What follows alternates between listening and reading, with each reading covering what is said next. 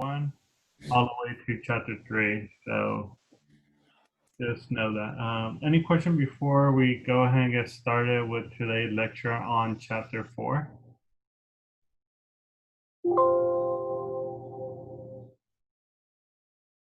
All right, so let me go ahead and switch it over to my lecture notes.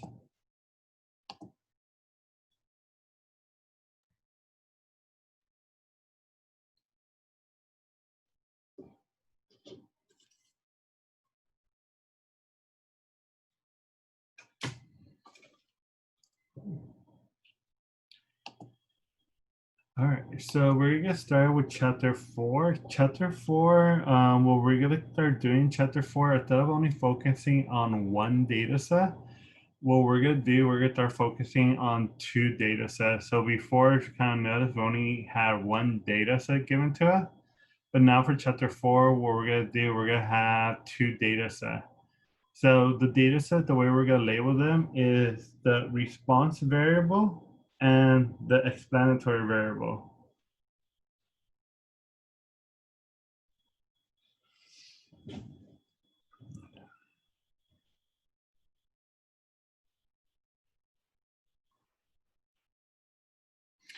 So we're going to be doing the response variable and the explanatory variable. So the response variable respond to whatever happened to X. So kind of think about X. X is our independent variable and Y is dependent on X. So if X goes up, that means Y will either go up or it will go down. Or if X goes down, Y will either go up or go down. So kind of like the easy way to kind of think about like cause and effect. Your X is the cause and the Y will be the effect. Cool. So X will either cause the Y variable to go up or it will cause the Y variable to go down. All right, so let's go ahead and we're gonna do some example. So the first example, it says a research is curious if number of hours spent during doing homework had the effect on the grade a student earned on a exam. So for this one, our 2 variable will be hour spent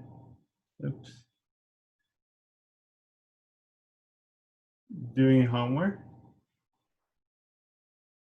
So that's one of the variables. The other variable is, will you say, grade on exam.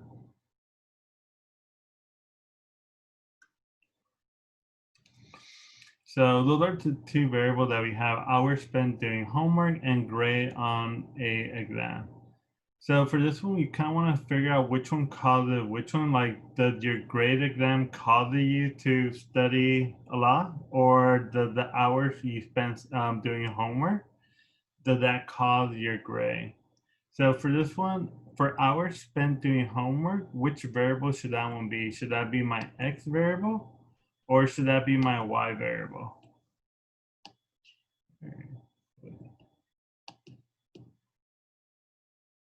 All right, good. So yeah, so that should be my X variable.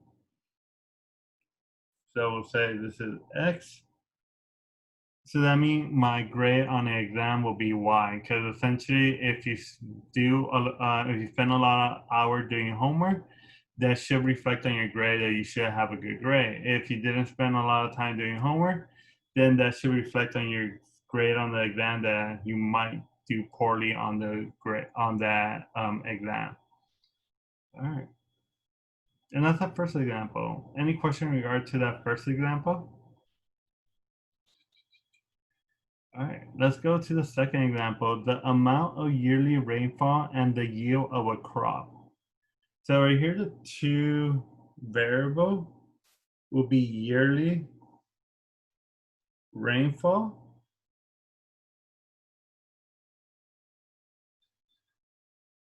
and grade on a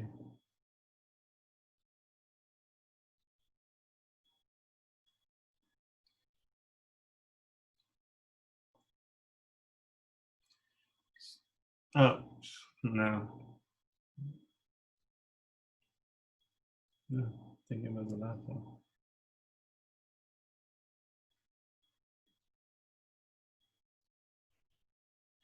Yeah, sorry about that. So it should be yearly rainfall and yield of a crop. So which one should, in this case, should be my X variable?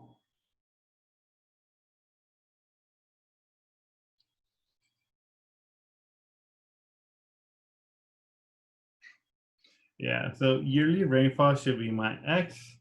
And for this one, the yield of a crop should be Y. Because hypothetically, if you have like a good rainfall, that means you're gonna have more yield of your crop. But if it doesn't rain that much, you're not gonna have that much of a crop. So that's it for the second example. Any question for that second example? All right, so the last one says a student grade in statistic and in French. So we'll say grade in statistic,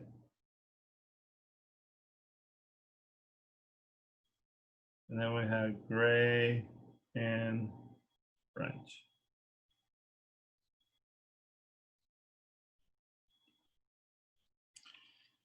Gotta write this time. All right, so for this one, did my grade in statistic affect my grade in French or vice versa?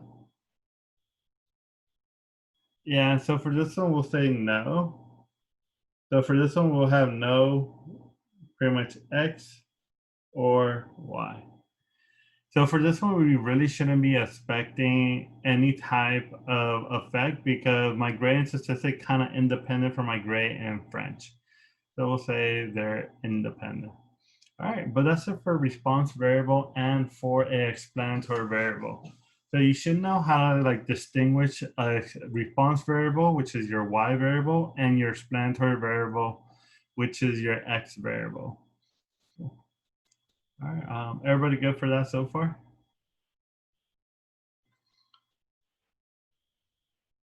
All right, perfecto.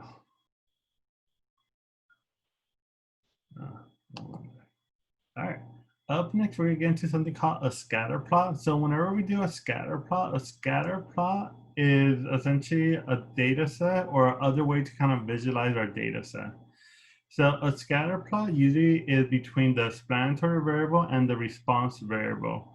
So the explanatory variable usually go on the x-axis and my response variable usually go on the y-axis. So whenever we have a scatter plot, you always want it to be quantitative data set. Could kind of think about it, you have to have a sense of order because you have to have a sense of like which one come first, 5 and 6. Well, we know 5 come before 6. But if you're using categorical data set and you have like blue, red, green, there's really no sense of order. So you always want it to be quantitative data set because you want some sort of order. All right. So up next, we're gonna go ahead and do a scatter plot. So right here we have temperature, and temperature is in Celsius, and then we have our ice cream cell, which ice cream cell is in dollars. So kind of going back to the response variable and the explanatory variable, for temperature, temperature will be what, my x variable, or will that be my y variable?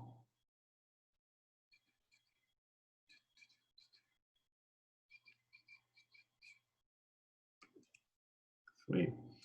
So we got temperature is X and Y will be ice cream cell, which kind of makes sense because you kind of go like the hotter it is, the more ice cream this person should be selling. The colder it is, the less ice cream this person should be selling because nobody wants ice cream when it's like 100, well, not 100, like 0 degrees Celsius or 5 degrees Celsius.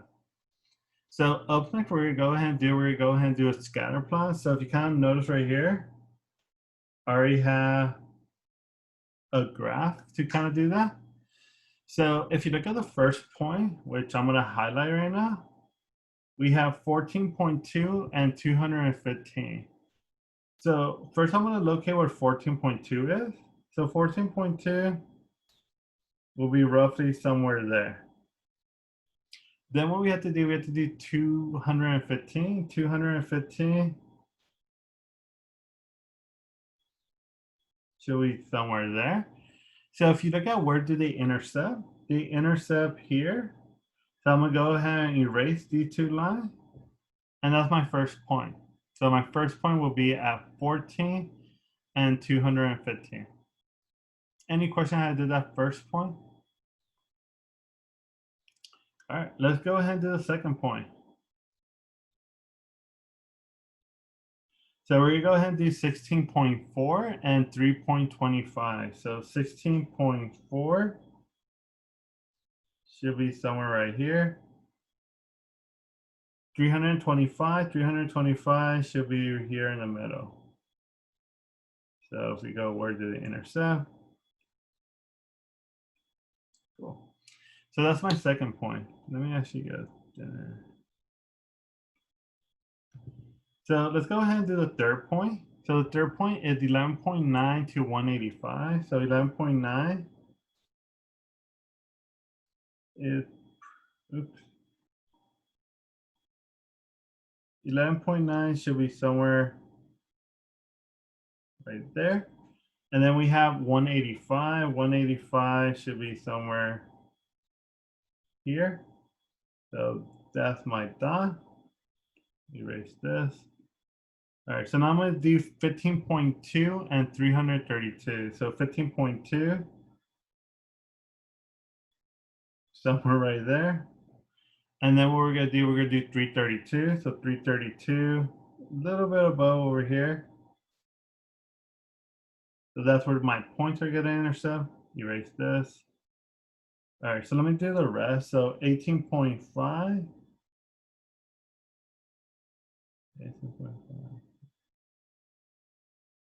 Should be somewhere over here. Then we have 221, 22.1. 22.1, and then okay.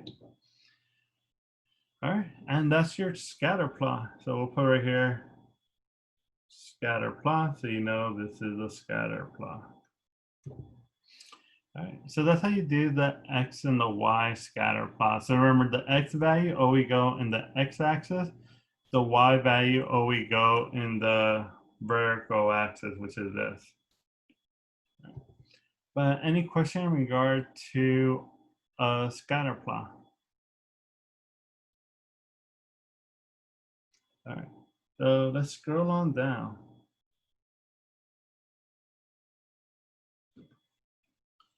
All right.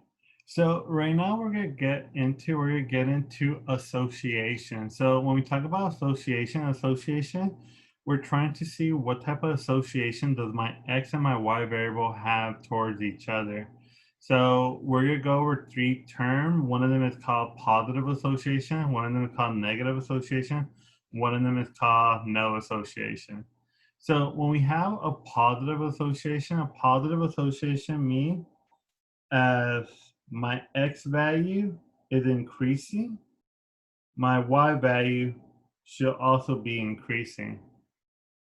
So if you look at this one, as the X value is increasing, your Y value is increasing because from left to right, we have this upward trend or uphill trend.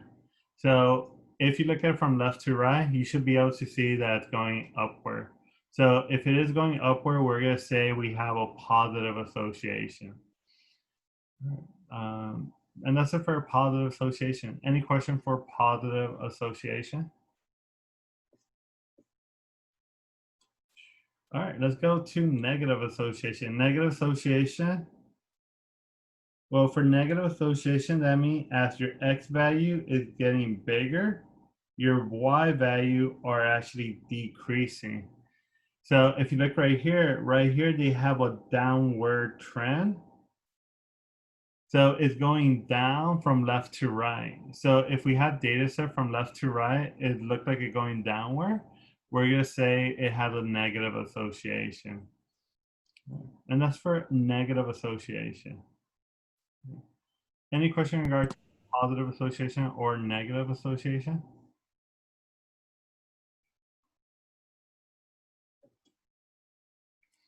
All right. So the last one we have is no association. No association. Well, kind of like one thing kind of didn't tell you, like whenever we're doing a scatter plot, we're trying to see does it kind of resemble a linear line. So if you look at this one, you could kind of see it has a linear line. So if you look at the dots, most of the dots are pretty close and look like a linear line. If you look at this one, if you look at the data set, it kind of looks like a linear line because if you look at the scatter plot, it kind of resembles a line. But if you look at the one that say for no association means, hey, it doesn't look like it's going upward, doesn't look like it's going downward. Like it just looked like it pretty much had no association. So it doesn't look like it going up or it doesn't look like it going down. We say it has no association. So anytime we're talking about association, there's going to be three possible answers. One of them is we have a positive association, negative association, or we could just say there's no association between the x and the y variable. All right. Any question in regard to association?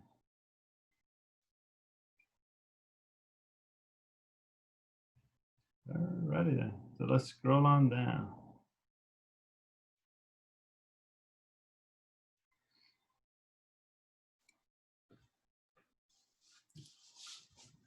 All right. So if you kind of remember, I said that pretty much whenever we do a scatter plot, we're looking for a linear association. So if we have a linear association, we kind of want to go ahead and figure out, do we have pretty much a linear line? So one thing that you always want to do, you always want to do a scatter plot because the scatter plot will actually let you know if you actually have a linear correlation or linear line. So the reason why you want to make sure that it has a linear line or a linear trend, because if you look at this blue or if you look at these dots are kind of giving you something that's not linear. It kind of giving you like a little curve. So if I try to use a linear line for this, the linear line gonna do horrible at being able to predict it because it's not gonna help me predict these value over here or help me predict any of these value over here.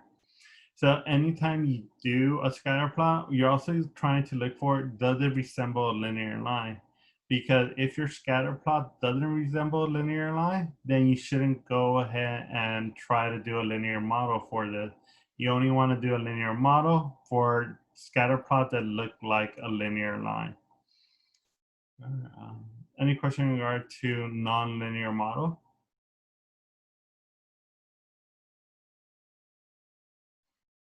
All right. All right, so up next, we're gonna go over correlation coefficient. So for the correlation coefficient, the correlation coefficient is a way that we can actually measure if we have a linear model or a linear relationship. So what the correlation coefficient is saying based off of the sample, can we say that the population have a linear trend? Can you kind of remember for this one, we're dealing with a sample. So our goal is that from this sample, can we say that the population, should the population also have a linear model? So I'm gonna go over what the correlation coefficient is. So the correlation coefficient, the symbol that we use for it is R. So in a test or in a quiz, if you ever see me using the letter R, R just stands for correlation coefficient.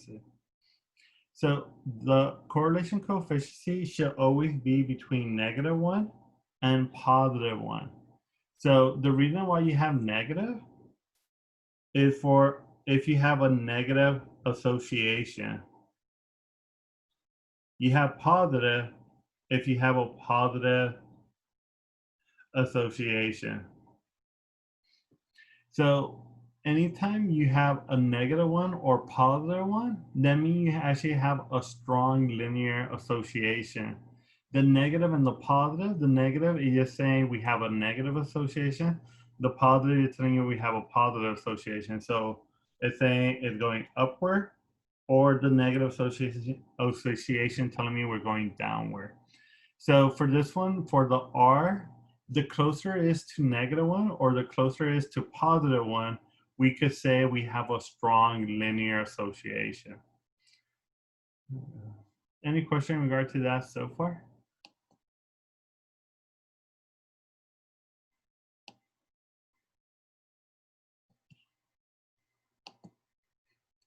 All right. So for this one, the way that we could tell if we have no association or a weak association, the closer R is to 0, that's when we say we have a weak association. So whenever R is close to 0, it has a weak association. So the further away it gets from 0, that means the stronger the association is gonna be. So just remember, the closer it is to 0, the weaker it's gonna be. The further away from 0, the stronger your linear association is getting. All right. So let's go ahead and look at some example.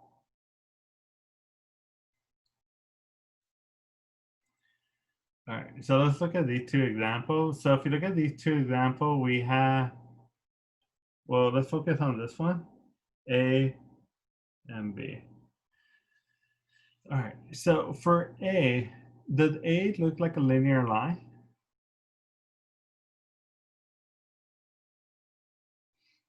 Yeah. Yeah, so if you look at A should resemble a linear line.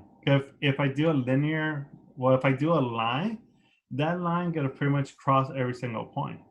So for this one, what type of association should I say A has? Should I say it has a positive or should I say it has a negative association? Yeah, so we should say it has a positive association. What about for B? For B, does B resemble a linear line? Yeah, because once again, if I do a line, this line is going to hit every single point that we have. But the only thing different between B and A, B is going downward. But since B is going downward, what can we say about the association? Can we say we have, there we go. So we say we have a,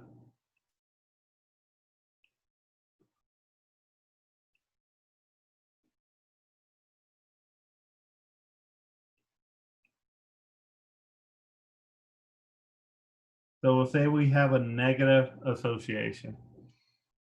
And that's it. So just know if we have a negative A, because some student kind of just think like, okay, the closer it is to negative, the weaker it is, the closer it is to positive, the stronger it is. That's not going to be the case for the correlation coefficient. The closer it is to -1 or +1, the stronger it is. The closer it is to 0, the weaker it actually is.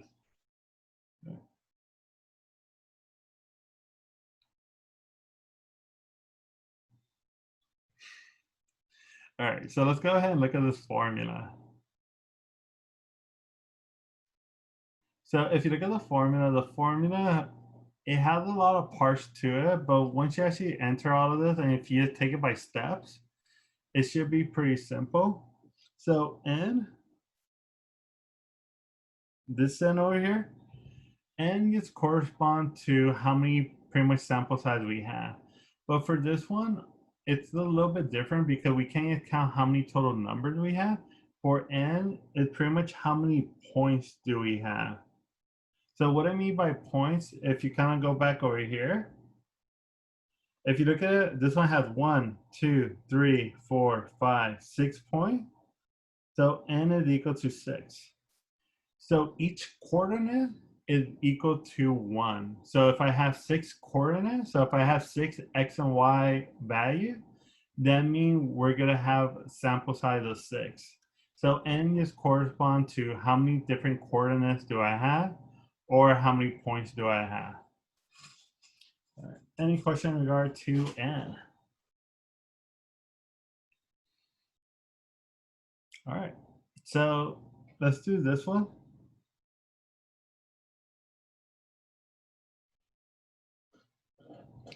So if you look at this one, we already know this symbol. What does that symbol signify? What does that symbol signify?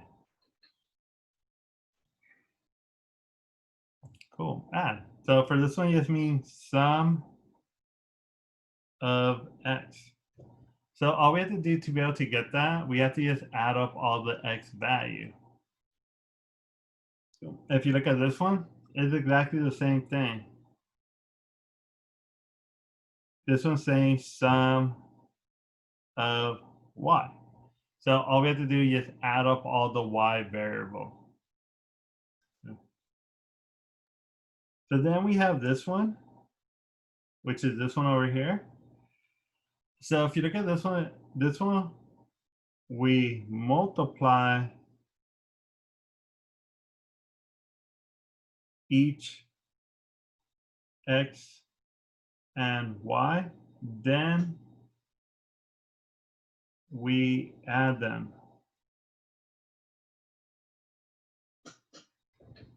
So whenever you see that symbol of summation of x, y, pretty much first thing you have to do, you have to multiply x and y. Once you multiply every single x and y, then we add all of those results up. Everybody good for summation of x, y? All right, so let's do the last two. So we have this one over here. So we say we square x, then we add. So whenever you have summation of x squared, pretty much you first want to do what's pretty much you want to do the x squared first. So you get the x, you square it. Then once you square every single individual x, you add up all of those individual x squared. And that's the same thing for summation of y squared. You square y, then we add. So if you look at this formula, it looks relatively hard, but it's not that bad. All you're doing is multiplying, adding, and then you're substituting all of the value in. So I'll show you how to do that in a bit. All right, but any question in regard to any of those symbols?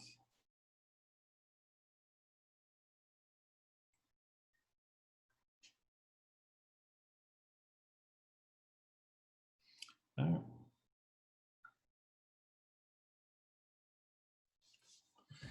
All right. So if you kind of remember, I tell you that the correlation coefficient is telling you the strength of the association of a line. So you're telling you how strong do we have a scatter plot that this resemble a line. So the way that we're gonna do this for this class is we're gonna be using this table that says the absolute value of R. So if you remember absolute value, what an absolute value is, any number inside of absolute value will always come up as a positive. So if I have -2 as an absolute value, it will be 2. If I have 2 absolute value, it will be 2. So what we're gonna do, we're gonna do that for R. Because if you look right here, it says absolute value of R. So whatever R value we get, we're gonna take the absolute value and we're gonna see where does it fall in these lines. Because if you remember in the beginning, I say R could be a negative and could be a positive. So it's kind of just easier to get that R value, make it into a positive, and you see where does it fall within these brackets. So say if we get R, which is equal to 0.55, where would it fall between A, B, C, and D?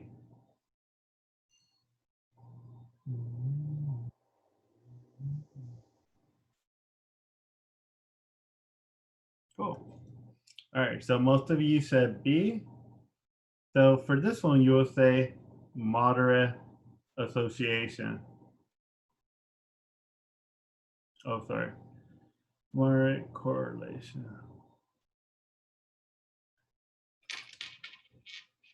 Cool. So say if we get R is equal to negative 0.55, well, it will be exactly the same thing because you'll say absolute value of R is equal to absolute value negative 0.55.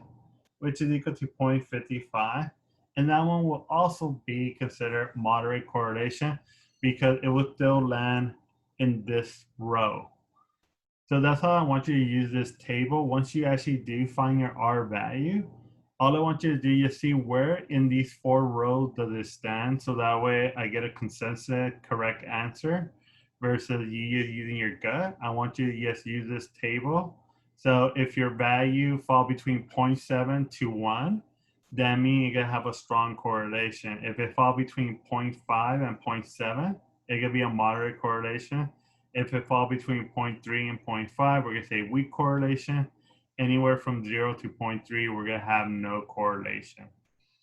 All right, any question on how we're gonna say calculate the strength of the line?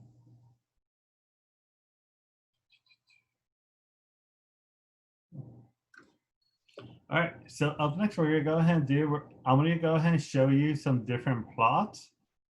And you're gonna try to tell me what type of R value do you think it is. So let's focus on this one. So for this one, let's see. Do you think the R value will be positive or should the R value be negative? All right, so we'll say R, so it definitely should be positive. All right, actually, well, if you look at this one, does it look like it's going upward or does it more look like it's going downward? Like, what does it kind of resemble more, upward or downward? It kind of looked more like it's going down. So since it's going down, would that be a positive or would that be a negative association? Yeah. So for this one, we should be expecting a negative association. What about for the R value? Like, what about for the scatter plot? Does it really, really look like a line? Or is it kind of like iffy? Yeah, so it's kind of iffy. So for this one, will we expect it to be really, really close to -1?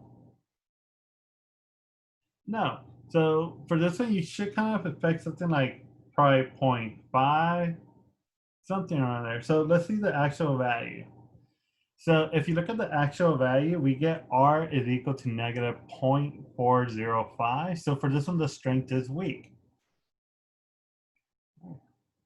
So let's go on to the next one.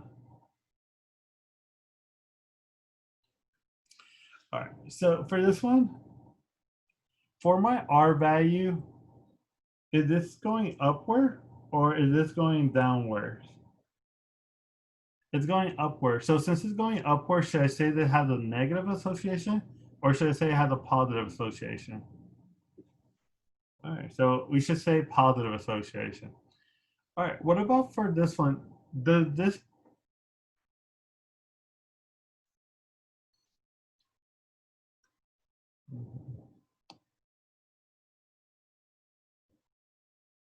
well, when I say if it's close to, because if you kind of remember the beginning, I say R is between -1 and +1.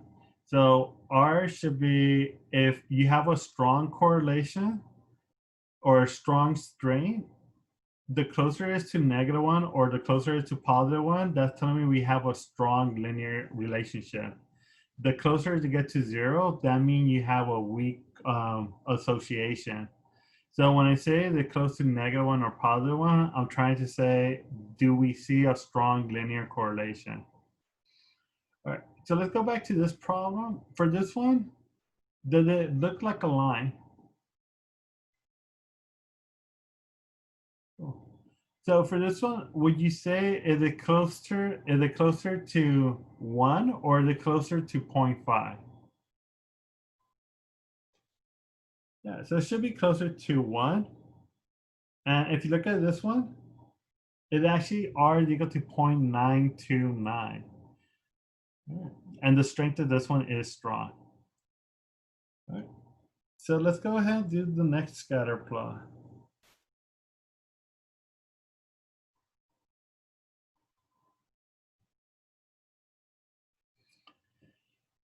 All right.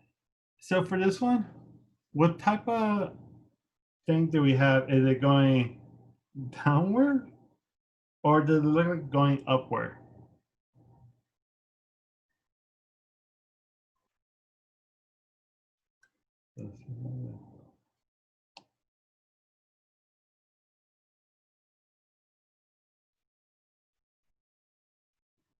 So the stronger the correlation.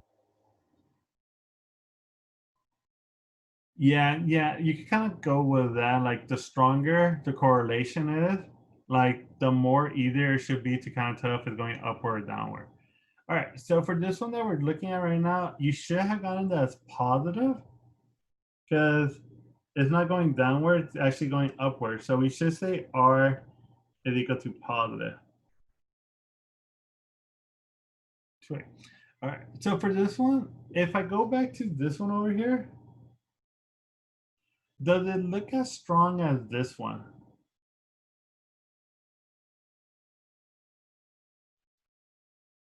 Cool, no. But does it look as strong as this one? Like, can we say that the one that we have is stronger than this one? So if I compare this one over here, which one do you think is stronger? This one that you're seeing right now, or this one right now that you're looking at? So either, so this one should be considered stronger. So for this one, since this one is considered stronger, if you look at it, you actually get 0.7039. And let's actually just look at everything else. If you look at this one, if you look at the scatter plot, you can kind of see there is no linear correlation because you can't really tell if it's going like this, if it's going downward. You can't really tell where the line is going, or you can't really tell where the trend is going. So for this one, if you look at it, we get R is equal to 0.186, which we say the strength is no correlation.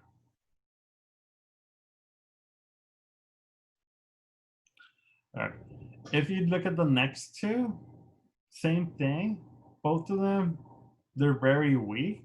Like if you look at it, it's essentially just a circle or a blob. There's pretty much the points are just scattered all over the place.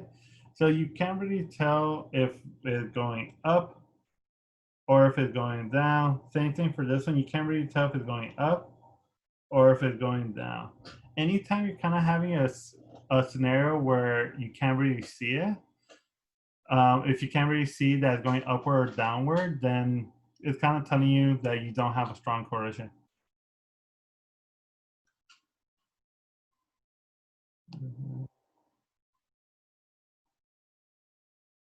Well, the point that you want to see, like you kind of want to be able to look at it and see, does it look like a line? Like if you look at this one and this one, it doesn't really look like a line. So for this one, you will say there's no correlation or, but if you look at this one kind of resemble a line.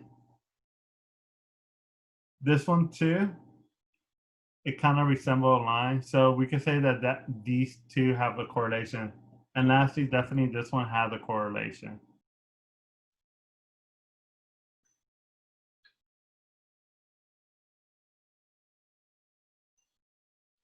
Because I'm just going based off of this.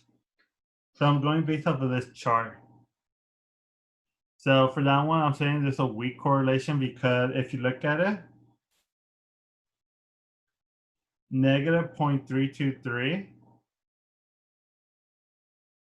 will fall between these two values. So I'm just going based off of the chart. So whatever R value I get, I just look at the chart and go like, okay, this is no correlation, this is a weak correlation, so on and so forth. Yeah.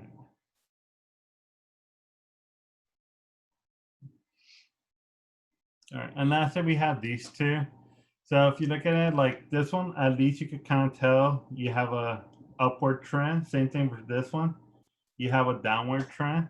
Like the only thing that make it not super strong is because it doesn't closely resemble a line. Because pretty much when we're looking at these lines, you want all the points to be kind of close to this line. But if you look at the blue dots, they're kind of all scattered all over the place, not like joined together. So you kind of think about like standard deviation, where standard deviation, like the closer all of the number are to each other, the less variation we have. So for this one, if all of the dots are pretty close to each other, then we could say there is no, like, there is a linear relationship between them. All right, but those are it for my scatter plot and the R value. Any question in regard to that before we move on? Go ahead, all right, so can you,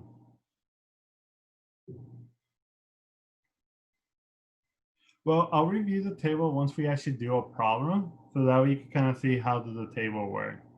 So that way you can kind of see how are you supposed to implement the table. All right, so let's go ahead and do this problem first. So we have math tests or math score, and we also have physics score. Yeah, this is what we're about to go over in probably like 5 minutes. We're about to go over the R formula. All right, so what we're gonna go ahead and do, we're gonna go ahead and find the R value for your math score and your physics score. So before we do that, what we're gonna do, we're gonna do a scatter plot and we're gonna try and make a prediction. We're gonna try to say what our association should be. Should be a positive association, should be a negative association. We're also gonna try and make a prediction on what do we think the R value should be. Should it be close to 1? Should be close to 0. So we're going to try and make those predictions just by using the scatter plot. And then we're going to confirm that by actually finding the value using the R formula. Okay. So right now we're going to go ahead and do a scatter plot. So I'm going to go ahead and do a scatter plot of this data set. So the first one we're going to do is 2 and 1. So if you look at 2 and 1, 2 and 1, you get that point right there.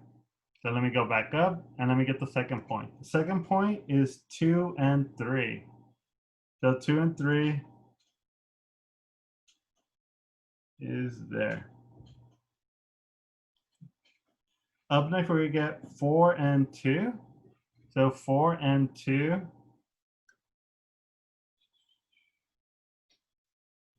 Then we're going to do 4 and 4. So 4 and 4 is over here. Oops, I actually got the wrong one. So that'll be 4 and 4. Then we're going to do 5 and 4. So we do 5 and 4, which is there. Then we'll do 6 and 4 and 6 and 6. So 6 and 4.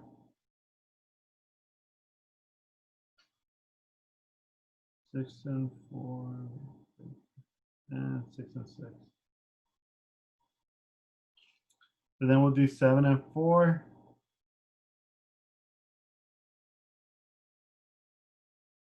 And then we'll do 7 and 6. We'll do 8 and 7.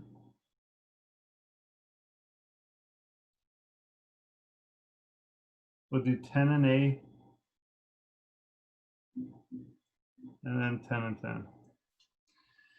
All right, so this is once again our scatter plot.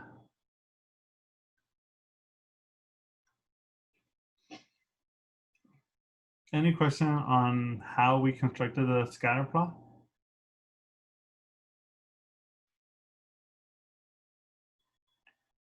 All right, so let's try to look at the R value. So for the R value, should I expect my R value to be positive or should I expect my R value to be negative? Cool. We should expect it to be positive. Good. So for this one, so we already said it should be positive. So right now we're gonna kind of go like where do we expect it to fall? Do we expect it to be positive 0, positive 0.5, or should we expect it to be pretty close to 1?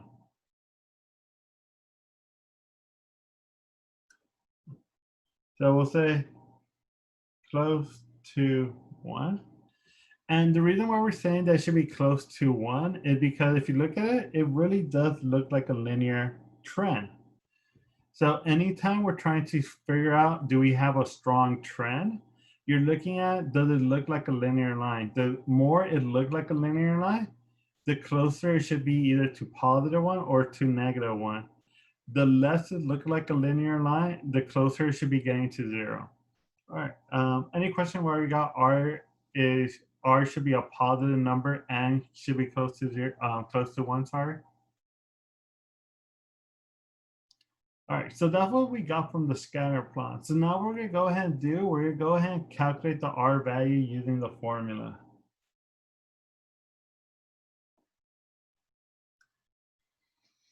All right, so if you have the notes, I already have this all set up on the table. So if you look at it, I have 3 new columns. The 3 new columns are X times Y, X squared, and Y squared. So I'm first gonna go ahead and fill out this one over here.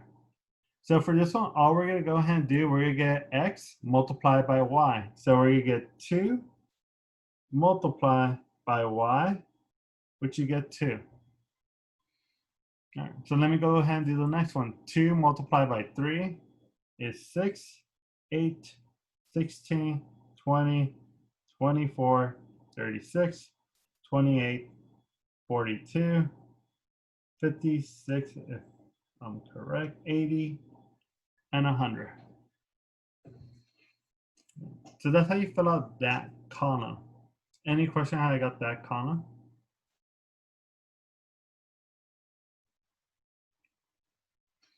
All right. So let's go ahead and do this next column. So this column, it says X squared. So when it says X squared, means we get the X value, which is here. And all you have to do is take it to the second power. So we do 2 to the second power, you get 4. 2 to the second power, you get 4. If you do 4 to the second power, you get 16, 16, 25, 36, 36, 49, 49, 64, 100, and 100. So that's how you get that second column. Any question on how I got that second column?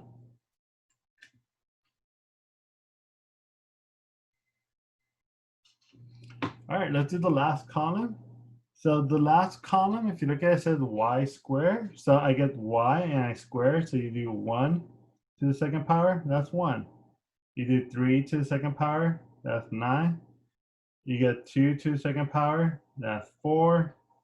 16, 16, 16, 36, 16, 36, 49, 64, 100.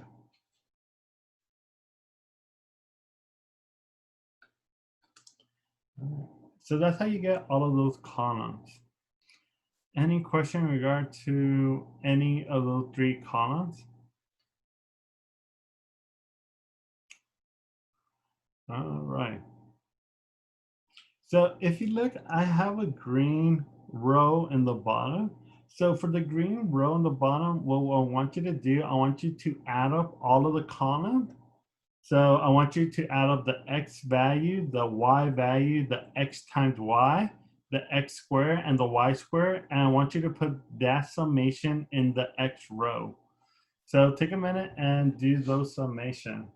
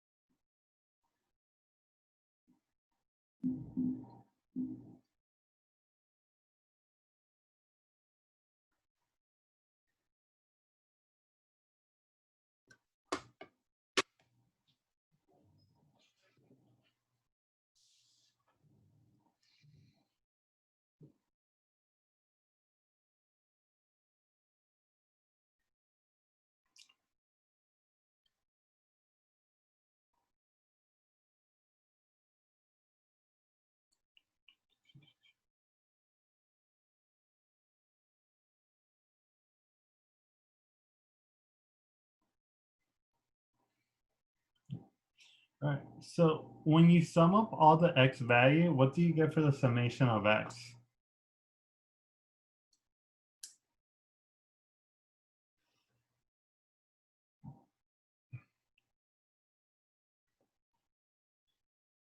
Yeah, so for this one, you should get 71.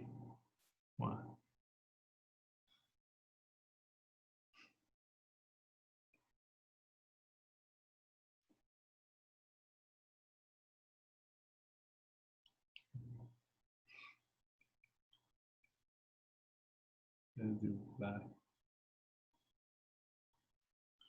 All right, so you get 71. What about for the summation of y? What do we get for the summation of y? Sweet, 59. Good job. What do we get for the summation of x times y? 418. What do we get for the summation of x squared?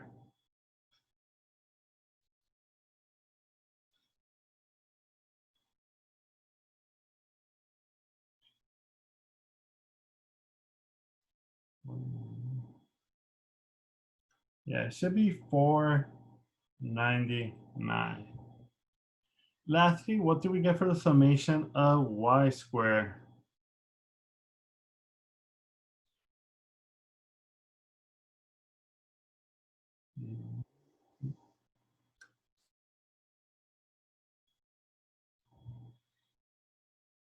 Not 399. Should be a little bit lower than that. There you go. 363. All right, so those are all of our things. Any questions so far? I got any of those 5 numbers?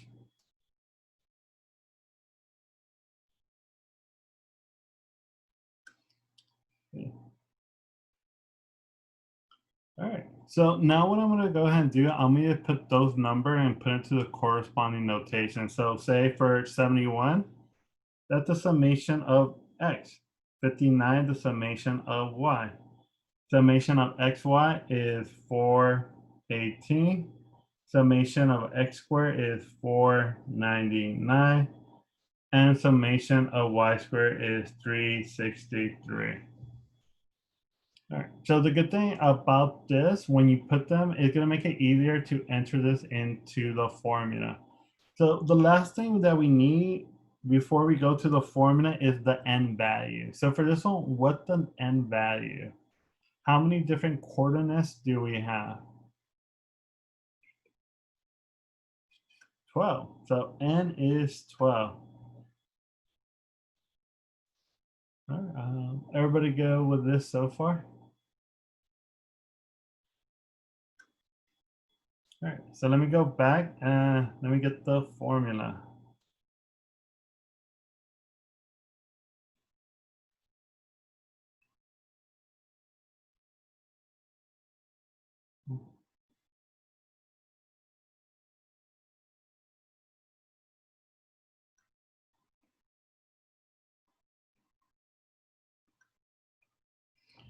All right, so that's the formula. So I'm gonna just rewrite it.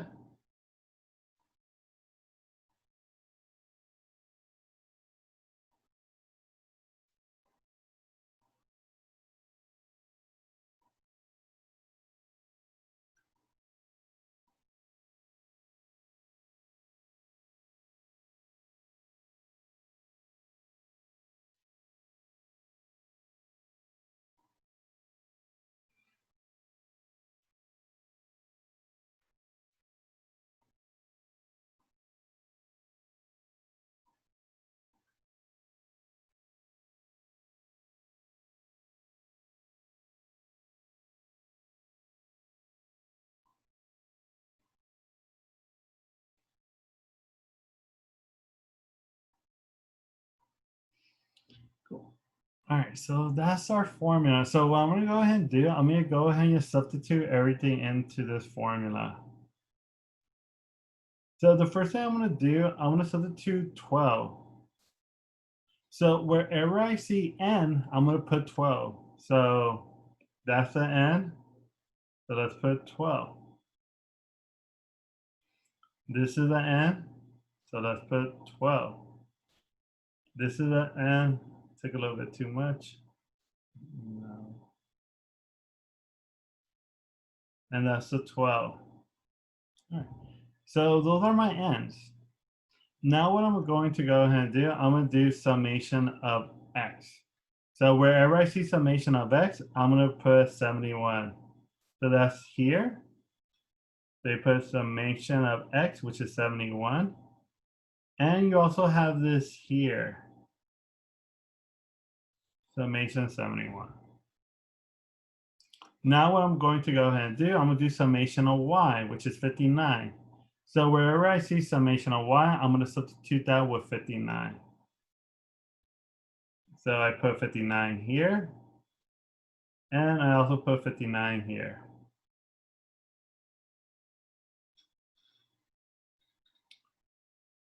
Next one is the summation of x, which is 418. So I'm going to put summation of xy, erase that, and put 418. Up next, I'm going to do summation of x squared.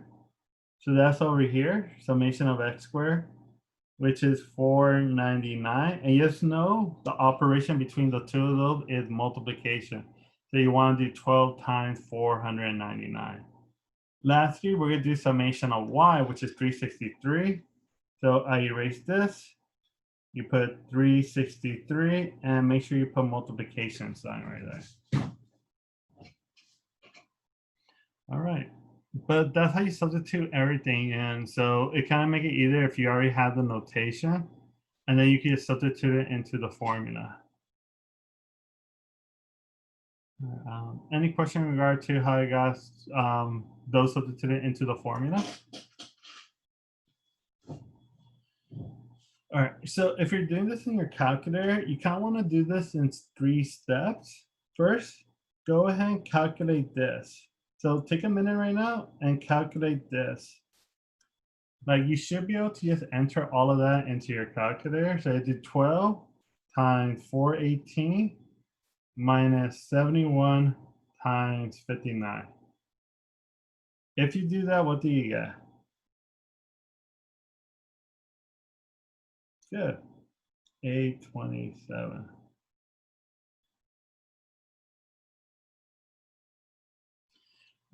So the good thing about getting the 827 on top, pretty much whatever number you get on top, that's the sign that you're going to be getting.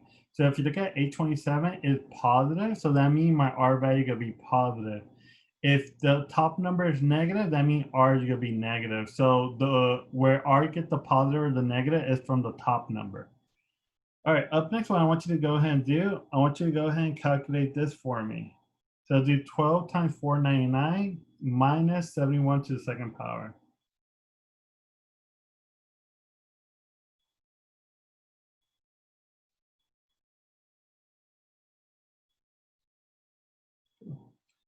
So you get 947. Perfect. Now what I want you to go ahead and do, go ahead and calculate this. So do 12 times 363 minus 59 squared. If you do that last one, what do you get? Good. You get 875. So if you look at it, this is a bracket, this is a bracket. Since you have two brackets next to each other, that means you multiply those two values. So the last thing you want to do, you do that whole thing in your calculator. So you do 827 divided by radical 847 times 875, and that should be your answer. So let me go ahead and do that. 827 divided by radical 947.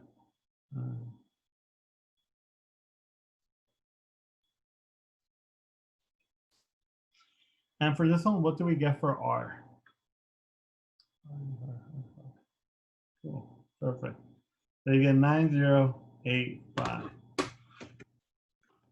And that's how you calculate R. Yeah, sure. Here, let me pop out my TI-84. Let's go ahead and share that. New share. TI 84. All right, so if you want to calculate that in the TI 84, you put 827.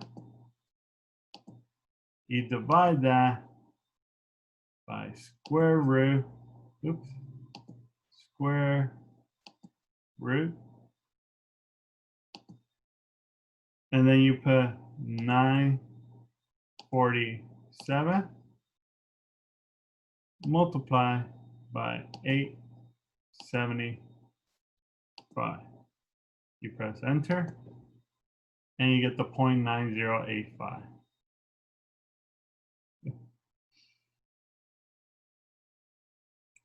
Any other question in regard to how I got the R value? All right, so let me go back to the notes. Notes.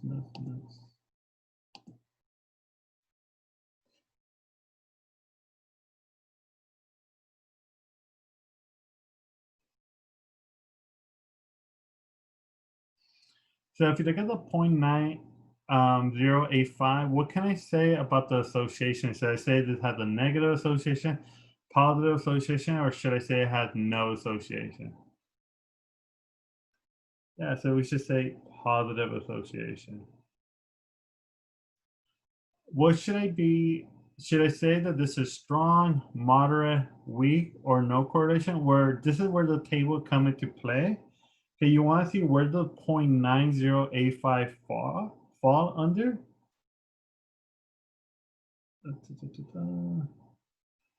Let me erase all of this. Blah, blah, blah, blah. So if you look at 0.9085, well, 0.9085 will fall right here. So that means we have a strong correlation. So let me go back. Oops, a little bit too back. And we'll say this is strong. So for this one, based off of this sample, we could kind of say that the population should have a positive association, and we should say that it has a strong correlation. So we could say that about the population, because remember, this is a sample. So we're trying to use this sample to say that the population should have a positive association, and that it should have a strong correlation or strong linear correlation. But that's it on how to use the formula. Any question in regard to the formula?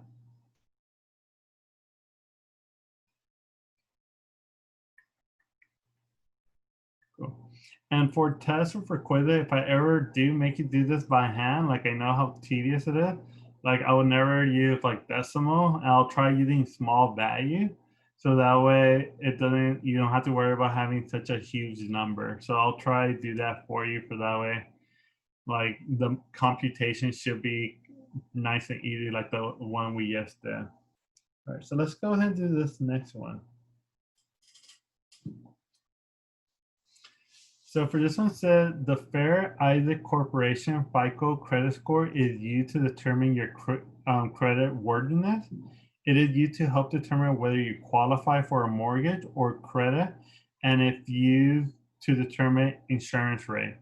FICO score have a range of 300 to 850 with a higher score indicating a better credit history. The given data represent the interest rate in percent a bank will offer on a 36-month auto loan for various FICO score. So we have their credit score, and then we have the interest rate that they're going to be charging them for that loan. So part A is asking which one should be the explanatory variable, which one should be the response variable. So which should be the explanatory variable? Credit score or interest rate? Good. So we say credit score will be our X variable, or our explanatory variable. Our interest rate will be our response variable. Right. So let me put that right here.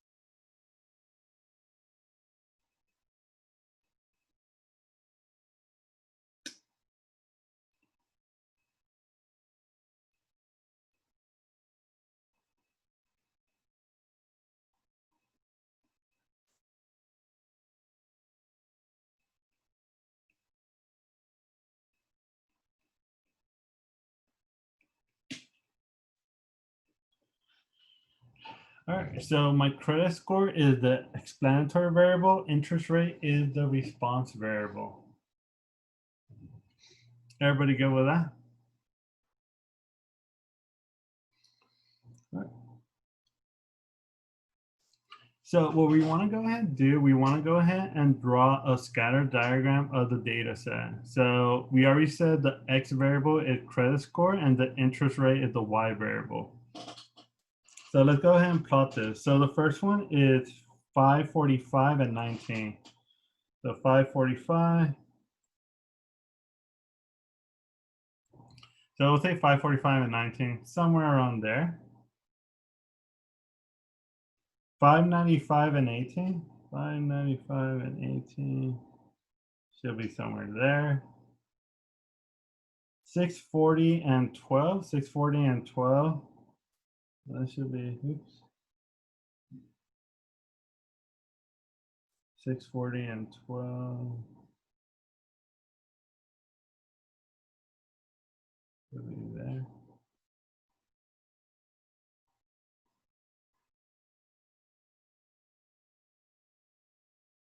What,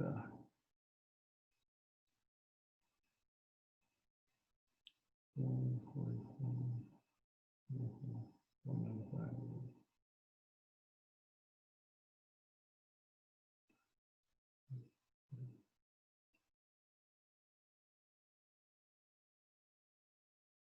So which 595 and 18.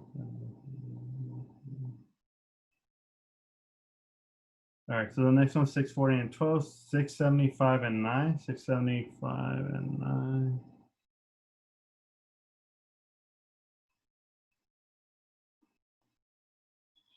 Next one is 705 and 7, 705 and 7.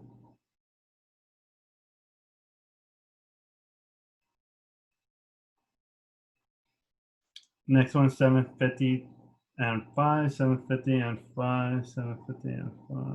Should be here. All right, so that's my scatter plot. Any question in regard to that scatter plot so far?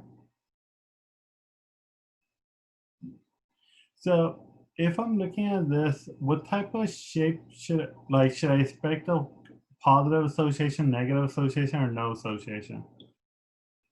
So we should expect a negative association.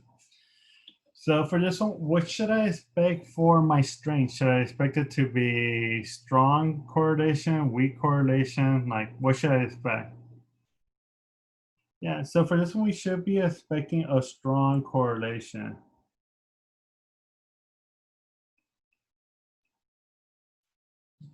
Because if you look at it, it really looked like a linear line. So just remember, this is a sample. So we're trying to say, hey, does the population follow a linear negative trend?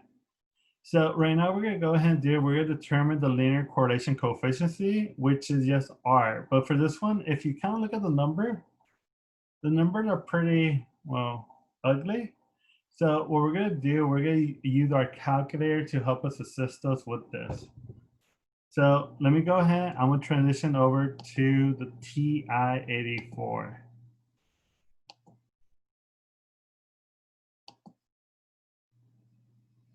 Cool. So the first thing you wanna do, we wanna enter the data set for the credit score and for the interest rate. So first thing I'm gonna go to the stats button. I'm gonna go to edit. I'm gonna clear this list. And we're going to enter the data set. So we're going to say 545, 595. We're going to say 640. We're going to say 675, 705, and 750. Cool.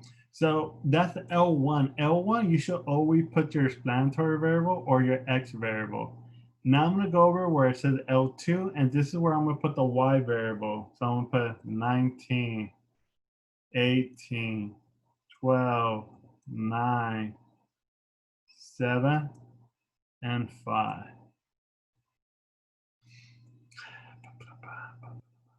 All right, any questions so far? How to enter the data set?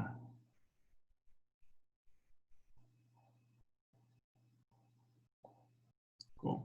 So what I want you to do now, I want you to hit the stats button again. I want you to move it over now where it says calculate. Now we're ready to calculate something. And what we want to do, if you look at number 4, where it says ln reg ax plus b, we want to use number 4. So just go down to number 4, press enter. If you look at it, it asks you like, hey, where do you want to put the data set? And I'm telling you the X list is in L1, the Y list is in L2. So you always want to put L1 the X and L2 is your Y, because the calculator automatically, that's the default position. So make it easier for you.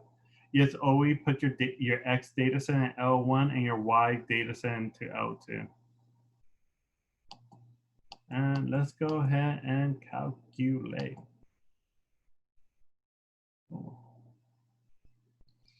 All right, so once you hit calculate, this should pop up in your screen.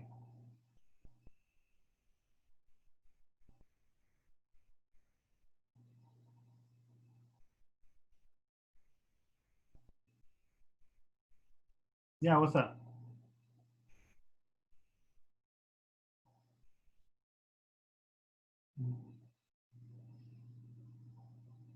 Question, Amy?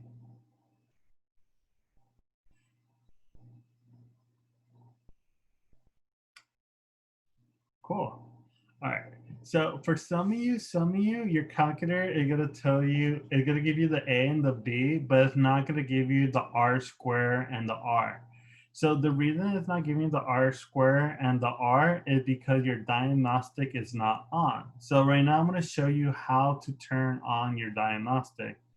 So the first thing you wanna hit is second. So the blue button for me.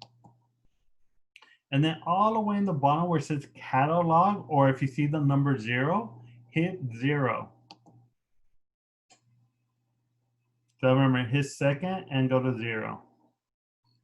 Okay. All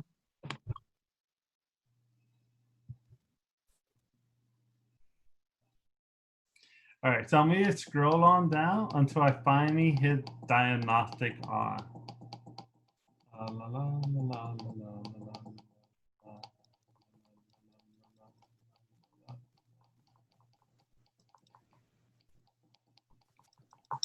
Cool. All right, so if you look right here, I finally got to diagnostic on. I'm gonna press enter on diagnostic on. And I'm gonna press enter. Let's press enter again just to make sure it is on. And let's do that one more time just for good luck. So now that I turned on the diagnostic, now if I go back to stats, if I go back to calculate, if I go back to ln reg ax plus b, and just leave everything the same, now you should be getting the R value. So everybody who was not getting R square and R, you should now be getting your R square. Yay. Good, perfect. Yeah, no problem. All right, so if you look at the R square, or sorry, not R square, we don't care about R square right now. If you look at the R, you get negative 0.979.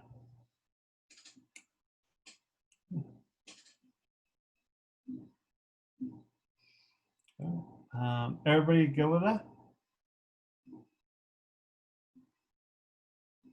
All right, so if you look at it, we already predicted it should be negative, and we predicted it to be strong. Okay, if we go back to this chart, which is all the way on top here, I think I passed it. Yeah, I passed it. La, la, la, la, la. Our R value fall. Oh, here, let me switch it over. Forgot. You're seeing the calculator.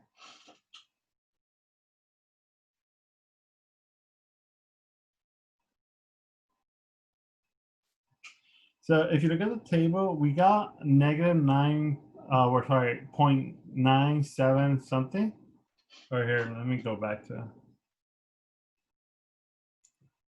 So this is the R value that we got.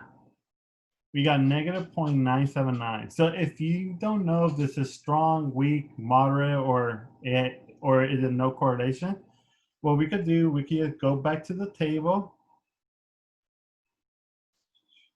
and we can see for ourselves.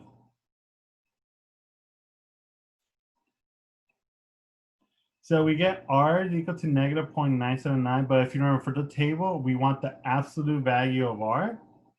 So if I do absolute value of R, that's 0.979. So 0.979 will fall here. So for this one, we'll say we have a strong correlation, and that's it. So let's go back. So let's say we have a strong.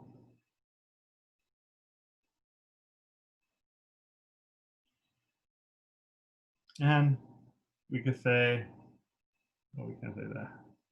We could say it's negative. So that's why it's very important that you always do a scatter plot, because the scatter plot should kind of show you if you have a linear correlation or if you're not going to have a linear correlation. Because if you get something that just looks like a scatter plot or data sets that scatter around or like a circle, most likely that should be like a weak correlation. But if you get something that looks like a line, then you should be expecting a R either close to -1 or close to +1. All right, but any question on that so far? All right, so part D says, does a linear relation exist between FICO score and interest rate? So we'll say, yes, it does.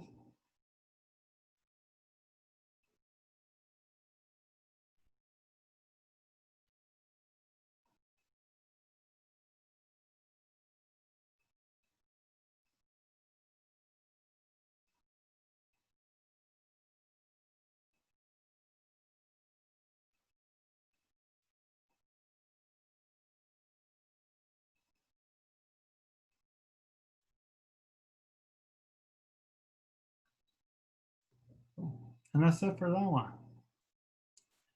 Any question so far for this one?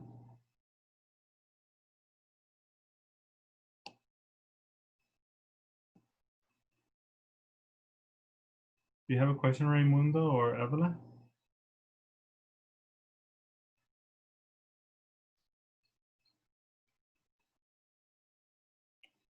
There you go. All right. Yeah, that's fine.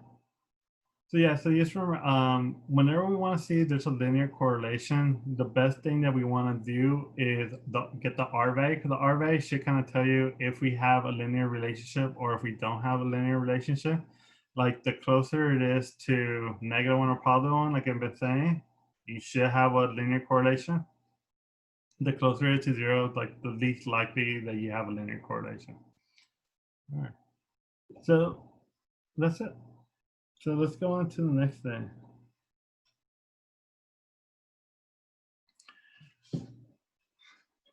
All right.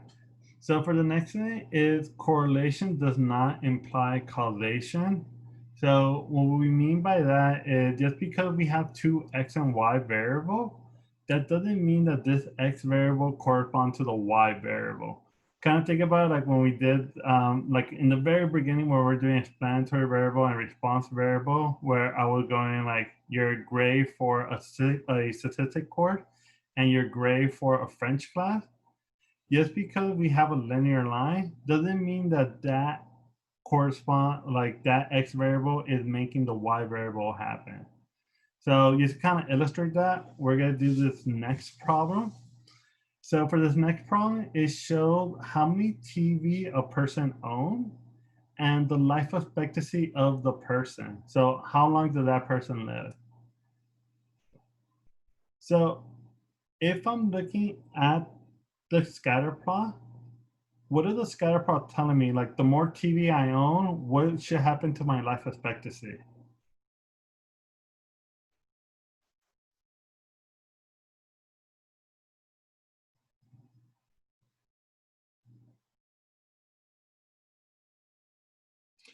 Cool. So it increased. So we'll say the more TV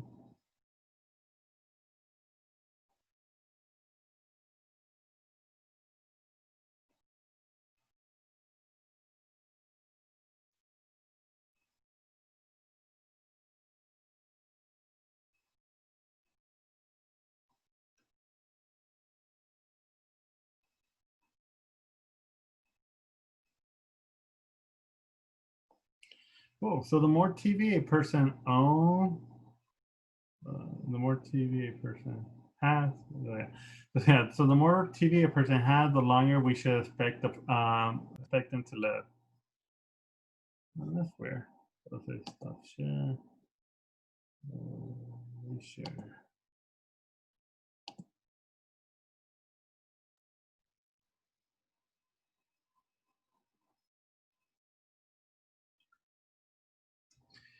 All right. So yeah. So this is the scenario that we have. So apparently, like the more TV you own, the longer you're gonna live. But does that kind of make sense?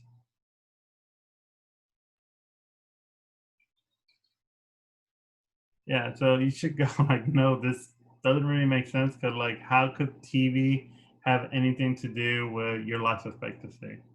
Because if you look at B is asking, so if I go out and buy a television at Best Buy, does that mean that you should expect to live longer?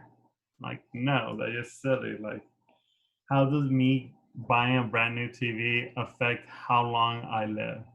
So if you do remember, kind of like back when we went over chapter one, we went over something called confounding variable. So confounding variable is when you have two, you're seeing there's a relationship between the x and the y variable, but there's actually a other variable that contributing to why we're seeing this relationship. So like what could be a confounding variable in this case scenario?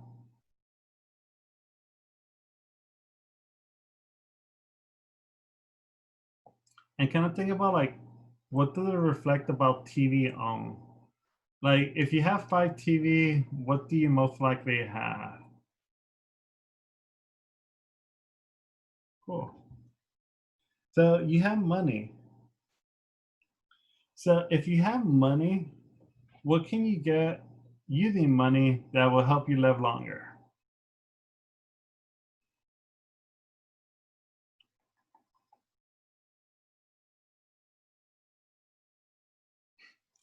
Cool. Ah, why does it keep on doing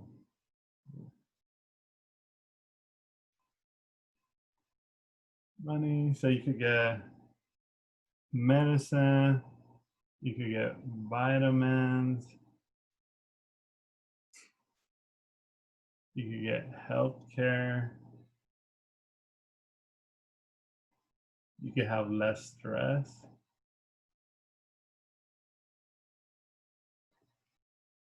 You could get quality food, which they're not poisoning you with, I guess.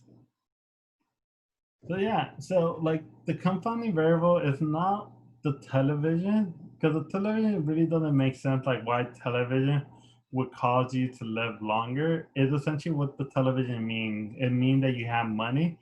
If you have money to buy 5 to 10 television, that means you have money to buy medicine, you have money to buy vitamin, healthcare.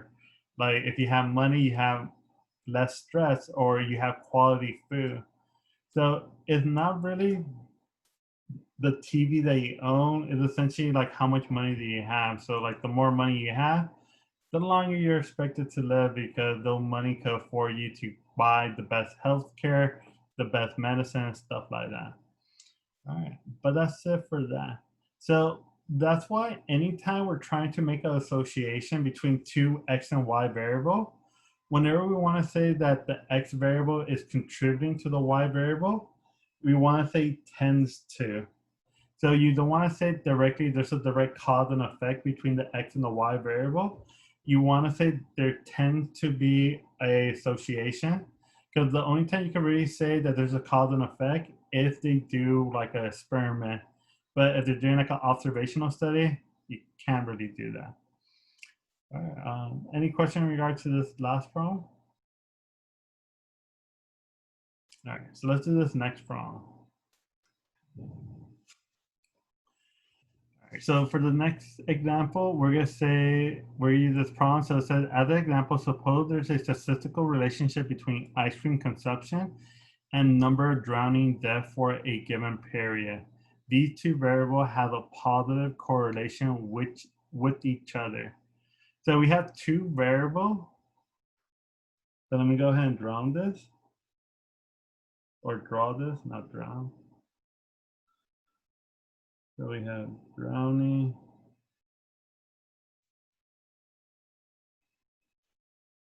Death. And we have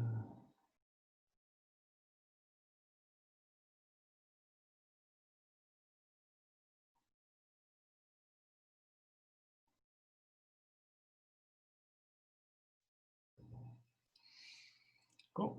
So we have drowning, death, and we have ice cream consumption. So if you look right here, it says we have a positive correlation. So if it has a positive correlation,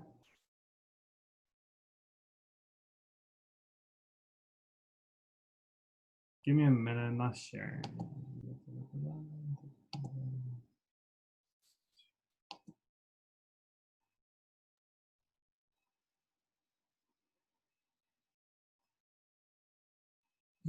If it has a positive correlation, which of the two drawings should I do? Should I do A, which is this one?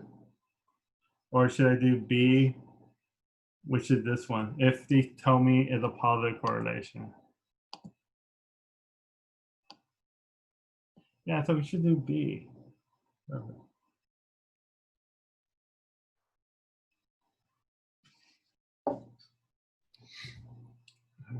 Everybody go with that so far? Great.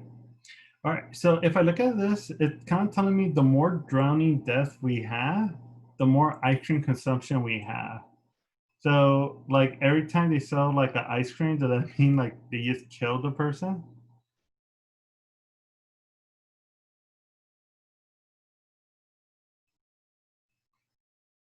Yeah, well, you hope so. But yeah, so it doesn't really make sense. So why do you think we're seeing a positive correlation between drowning death and ice cream consumption?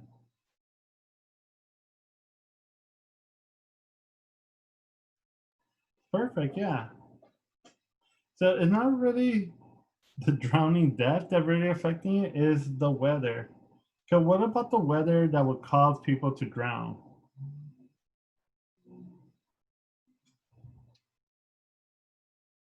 Yeah, cool. So like the warmer it is, the more people are gonna go to the pool, or they're gonna go to the beach, or go to somewhere else to kind of like cool off.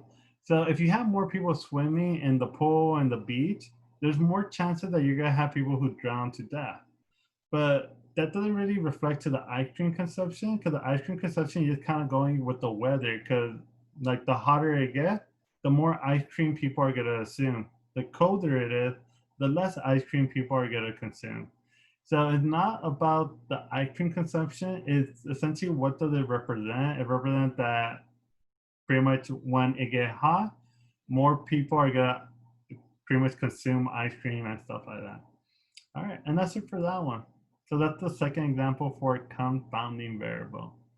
Any question in regard to that?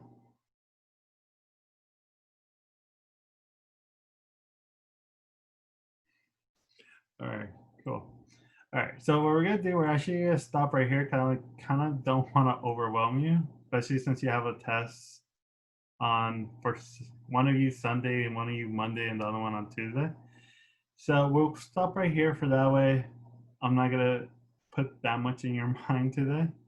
So one thing, just remember for tomorrow there's not going to be a quiz. So there's not going to be a quiz tomorrow. So tomorrow, do not worry about